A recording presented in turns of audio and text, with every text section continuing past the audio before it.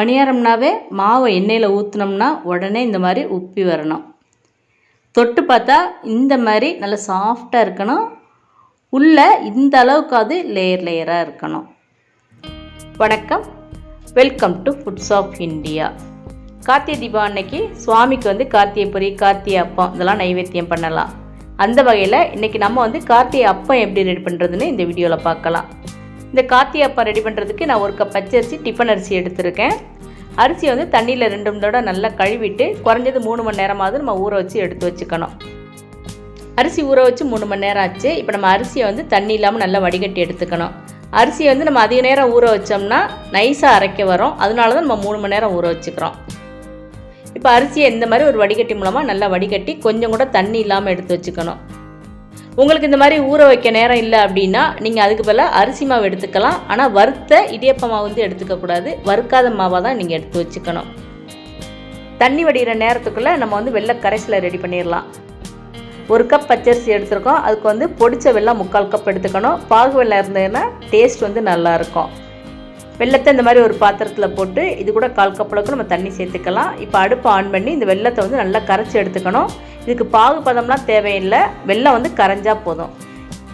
நீங்கள் வச்சுருக்க வெள்ளத்தில் தூசு மண்ணெலாம் இல்லாமல் இருக்குது அப்படின்னா நீங்கள் இந்த மாதிரி கரைக்கலாம் தேவையில்லை. டைரெக்டாக அரிசியில் போட்டு கூட அரைச்சிக்கலாம். இப்போ நான் இதை வடிகட்டி எடுத்துக்கிறேன். வடிகட்டி இதை நல்லா ஆற வச்சு எடுத்துக்கணும். சூட்டோடு நம்ம அரிசியில் போட்டு அரைச்சிடக்கூடாது. இப்போ வடிகட்டி வச்சுருக்க அரிசியை இந்த மாதிரி நம்ம ஒரு மிக்ஸி ஜாரில் சேர்த்து முதல்ல கோர்ஸாக நம்ம அரைச்சி எடுத்துக்கலாம். அதுக்கப்புறம் நம்ம வெள்ளைப்பாகை சேர்த்துக்கலாம். இப்போ இது கூட அப்பத்துக்கு தேவையான மற்ற பொருட்களை சேர்த்துக்கலாம். முக்கியமாக அப்பம் ரொம்ப சாஃப்டாக வர்றதுக்காக மெயினாக நம்ம சேர்க்கக்கூடிய பொருள் வாழைப்பழம். அதுலேயும் முக்கியமாக கசலிப்பழம் சேர்த்துக்கிட்டால் நல்லாயிருக்கும். ஒரு சில ஊரில் இதை பூவன் பழம்னு சொல்லுவாங்க. 1 கப் அரிசிக்கு இந்த ஒரு வாழைப்பழம் கரெக்டாக இருக்கும். இதை விட வாழைப்பழம் சின்னதாக இருந்ததுன்னா நீங்கள் 2 சேர்த்துக்கலாம். அதே சமயம் ரொம்ப பெரிய வாழைப்பழமாக இருந்தால் பாதி கூட சேர்த்துக்கலாம். அப்போ இன்னும் ரொம்ப சாஃப்டாக வர்றதுக்காக இது கூட 2 டேபிள் ஸ்பூன் அளவுக்கு தேங்காய் துருவல், அப்புறம் 3 ஏலக்காய் பொடி பண்ணது, கொஞ்சமாக ஒரு சிட்டி அளவு உப்பு. இப்போ நம்ம கரைச்சி எடுத்து வச்சுருக்க அந்த வெள்ளை கரைசலை ஊற்றிக்கலாம். வெள்ளை கரைசலை மொத்தமாக ஊற்றாமல் முதல்ல கொஞ்சமாக ஊற்றி அரைச்சிக்கலாம். அப்புறம் தேவைப்பட்டனா திருப்பி நம்ம அரைச்சிக்கலாம். மாவு பாருங்கள் ரொம்ப கெட்டியாக இருக்குது. இப்போ மீதம் இருக்க வெள்ளை கரைசலையும் ஊற்றி நம்ம திருப்பியும் நல்லா நைஸாக அரைச்சி எடுத்துக்கலாம். நம்ம எந்த அளவுக்கு நல்லா நைஸாக அரைக்கிறோமோ அந்தளவுக்கு அப்பம் ரொம்ப சாஃப்டாக இருக்கும். பாருங்கள் மாவு இந்த அளவுக்கு நல்லா நைஸாக அரைச்சி எடுத்துக்கணும். அதே மாதிரி மாவு தோசை மாவு பார்த்துக்கும் இருக்கக்கூடாது, இட்லி மாவு பார்த்துக்கும் இருக்கக்கூடாது. 2க்கும் நடுவில் இருக்க மாதிரி நம்ம பார்த்துக்கணும். அரைச்ச மாவை இந்த மாதிரி ஒரு பாத்திரத்துக்கு மாற்றி எடுத்து வச்சுக்கணும். அரைச்ச மாவு உடனே நம்ம அப்பம் சுட ஆரம்பிச்சிட்டோம்னா அந்த அப்பம் ரொம்ப ரஃப்பாக இருக்கும். அதனால் குறைஞ்சது 3 மணி நேரம் அல்லது 4 மணி நேரம் நல்லா அதை புளிக்க விட்டுக்கணும். அப்போ தான் அப்பம் ரொம்ப சாஃப்டாக இருக்கும். பாருங்கள் 4 மணி நேரத்துக்கு அப்புறம் மாவை பார்த்தோம்னா இந்த மாதிரி ரொம்ப கெட்டியாக தான் இருக்கும். இந்த டைம் நம்ம பார்த்து தேவைப்பட்டால் கொஞ்சமாக தண்ணி சேர்த்துக்கலாம். தண்ணி 1 டேபிள் ஸ்பூன் அளவுக்கு ஊற்றிட்டா போதும். ரொம்ப அதிகமாக ஊற்றி மாவு ரொம்ப தண்ணி ஆயிடுச்சுன்னா அப்போ பூரி மாதிரி எழும்பி வராது. அதே மாதிரி நம்ம எண்ணெயில் ஊற்றுறோன்னா விரிஞ்சு ரொம்ப தகடு மாதிரி ஆயிரும். இப்போ நீங்கள் ஒரு பணியாரம் ஊற்றி பார்க்குறீங்க, மாவு ரொம்ப தண்ணியாக எழும்பி வரல, ரொம்ப தகடு மாதிரி போகுது அப்படின்னா பிரச்சனையே இல்லை.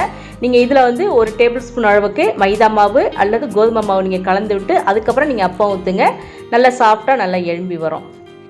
இப்போ நம்ம அப்பம் சுட ஆரம்பிச்சிடலாம். அதுக்கு இந்த மாதிரி ஒரு கடாயில் அப்பம் பொரிக்கிறதுக்கு தேவையான அளவு எண்ணெய் ஊற்றிக்கணும். அடுப்பை மீடியம் ஃப்ளேமில் வச்சு எண்ணெய் சூடானதுக்கப்புறம் ஒரு கரண்டி மாவு எடுத்து இதில் ஊற்றிக்கலாம்.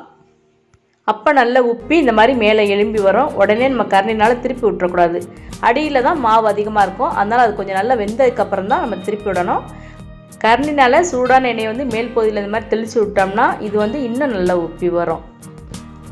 அடியில் இருக்க மாவு நல்லா வெந்திருக்கும். அது திருப்பி பார்த்தாவே உங்களுக்கு தெரியும் அதனோட கலர் நல்லா மாறி இருக்கும். இப்போ நம்ம திருப்பி போட்ட உடனேயே ஒரு 30 செகண்ட்ஸ்குள்ளேயே நம்ம எண்ணெயிலேருந்து இந்த அப்பத்தை வெளியே எடுத்துடலாம்.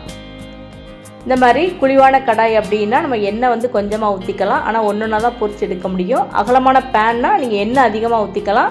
ஒரே நேரத்தில் 2-3 பணியாரம் கூட நம்ம ஊற்றி எடுத்துக்கலாம். நம்மளோட கார்த்திகை அப்பம் இப்போ ரெடி ஆயிடுச்சு. பாருங்கள் எந்த அளவுக்கு சாஃப்டாக இருக்குன்னு. கலந்த மாவை குறைஞ்சது 3 மணி நேரத்துலேருந்து 4 மணி நேரம் வரைக்கும் நம்ம புளிக்க வச்சோம்னா தான் இந்த அளவுக்கு அப்பம் சாஃப்டாக இருக்கும். மாவை எண்ணெயில் ஊற்றி பொரிக்கிறது போக இந்த மாதிரி குழிப்பணியார கல்லையும் நீங்கள் மாவை ஊற்றி அப்பமாக ஊற்றி எடுத்துக்கலாம். இதுக்கு எண்ணெய் நம்மளுக்கு கொஞ்சமாக தான் செலவாகும். செட்டிநாட்டில் இதை கந்தரப்பம்னு சொல்லுவாங்க. அதில் வாழைப்பழத்துக்கு பதிலாக உளுந்து சேர்த்து கந்தரப்பம் ரெடி பண்ணுவாங்க. கந்தரப்பம் எப்படி ரெடி பண்ணுறதுன்னு நம்ம ஏற்கனவே வீடியோ அப்லோட் பண்ணியிருக்கோம். அந்த வீடியோட லிங்க் கீழே டிஸ்கிரிப்ஷனில் இருக்குது. ரொம்ப டேஸ்டியான இந்த கார்த்திகை அப்பத்தை வந்து நீங்களும் இன்றைக்கே செஞ்சு பாருங்கள். இந்த வீடியோ உங்களுக்கு பிடிச்சிருந்தேன்னா ஃபுட்ஸ் ஆஃப் இந்தியா சேனலை சப்ஸ்கிரைப் பண்ணி சப்போர்ட் பண்ணுங்கள். தேங்க்ஸ் ஃபார் வாட்சிங்.